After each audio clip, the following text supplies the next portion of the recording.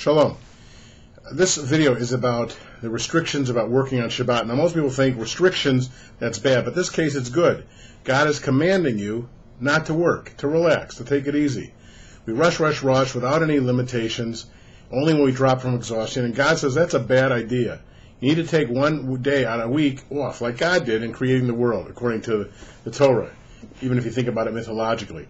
So what does it mean? Well, the Ten Commandments occur twice in the Torah, once in Exodus and once in Deuteronomy. And they're basically the same, except in commandment number 4 for the Sabbath. In Exodus it says, Zachor HaShabbat, you should remember the Sabbath. And legally we remember the Sabbath with Kiddush and Havdalah and Motzi and all the stuff we do to celebrate the Sabbath. And in Deuteronomy, the word is not Zachor, the word is Shomer, to guard and keep the Sabbath. So what does it mean to guard and keep the Sabbath, the rest? Well, there's lots of things that we're prohibited from doing in order to force us to rest. So in the positive way to look at it is it's like a paid cruise every week. No chores, no money spending. You don't cook, no meal prep. You prepare meals, but not with cooking. You just take it easy. You pray, you talk with your family, you're intimate with your spouse, you have a good time, you sleep, or you relax, you sing, all the stuff that nourishes the body and the soul. And you don't do creative work. Now, this is not a question of physical labor, it's a question of what is creative work. And that's defined by the Talmud. Now, where does the Talmud get it? Well, the Torah, it says repeatedly in various places, don't do any milacha, work. But it doesn't define it. Now, in Exodus chapter 35, look it up and read it, you can see, the beginning it says, for the Shabbat, don't do any milacha. Then the adjacent passage right below that says that these are the milachot, the work they did in constructing the tabernacle. And there's an old Greek logical exegetical device to interpret text which says, if you have a word like milacha, that's not defined in one paragraph, like in Exodus 35, but it is defined in a different context in an adjacent passage, as it is in Exodus 35 regarding the tabernacle, you can use the explained word in the second half of the chapter to explain the first term. So all they did was they figured out what milachot they described in constructing the tabernacle, and those are the things you're not allowed to do in Shabbat.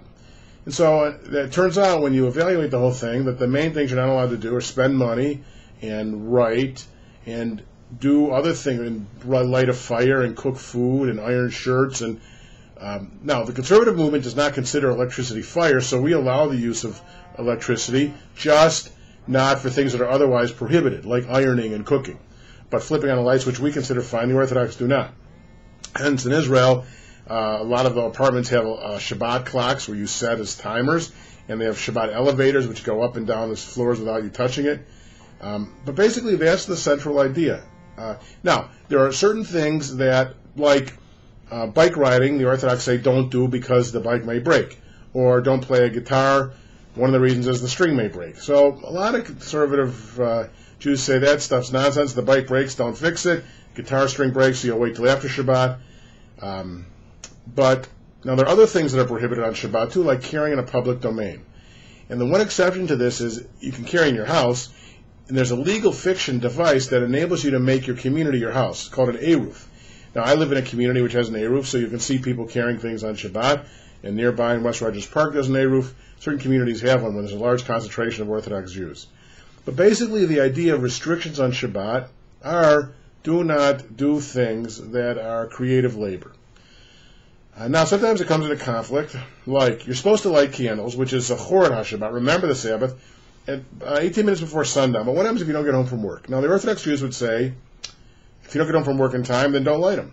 But I'd say, this is why I'm not an Orthodox rabbi, I think it's more important to have candles lit, even though I know technically it's a sin to light candles on Saturday. You work on Shabbat. You work towards a time where you make it part of your life so you get home in time.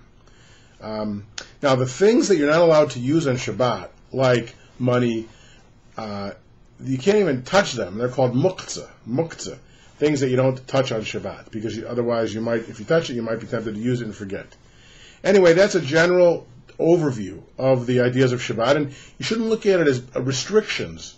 You should look at it as freedom. You're free from the stuff that drives you nuts all week to just nourish your soul. You have permission from God to take a day off and just pray, eat, sleep, read, talk to your family, have wonderful family time, have friend time, nourish your body and your soul to rejuvenate yourself for the coming week. And it's also a good time to reflect on the week that was, to go over as much as you can of the week that was and figure out how to have a holier week the next week. And then it all ends with Havdalah on Friday night, and I have a video on how to make Havdalah. It ends on Saturday night, and once it's dark on Saturday night, you got a new week to start. Shalom.